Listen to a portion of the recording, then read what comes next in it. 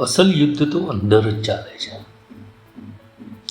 માણસ દુનિયા સામે કેટલું પણ લડે, સફળતા માટે, પૈસા માટે, લોકો માટે, પણ ખરું યુદ્ધ તો એક જ છે, એના પોતાની અંદરની અવાજ સાથેનું યુદ્ધ.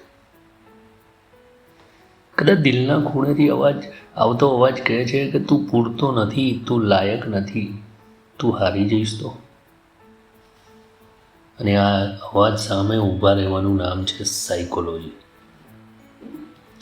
વાસ્તવમાં આપણે બીજા લોકોની વાતો નથી સાંભળતા, આપણે તો આપણા પોતાના મનના ન્યાયાધીશને સાંભળીએ છીએ.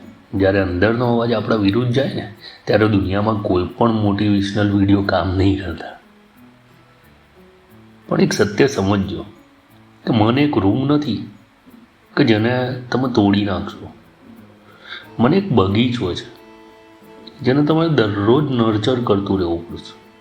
તમારા વિચારો તમે ડોમિનેટ કરો કે તે તમને ડોમિનેટ કરે, એ તમારા દરરોજના ચોઇસીસ નક્કી કરે છે.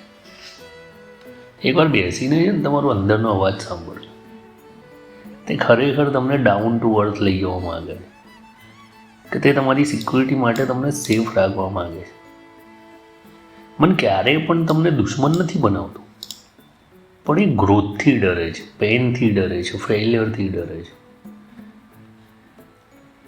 કારણ કે જે વસ્તુમાંથી મન ભાગે ને, એ જ વસ્તુમાંથી તમારો ગ્રોથ શરૂ થાય છે. આજે તમારે એક જ કામ કરવાનું કે તે વસ્તુ કરવી જેને લઈને તમારું માઇન્ડ તમને સૌથી વધારે ડરાવતું. કારણ કે તે જ તમારો પાવર છે, તે જ તમારી શક્તિ છે.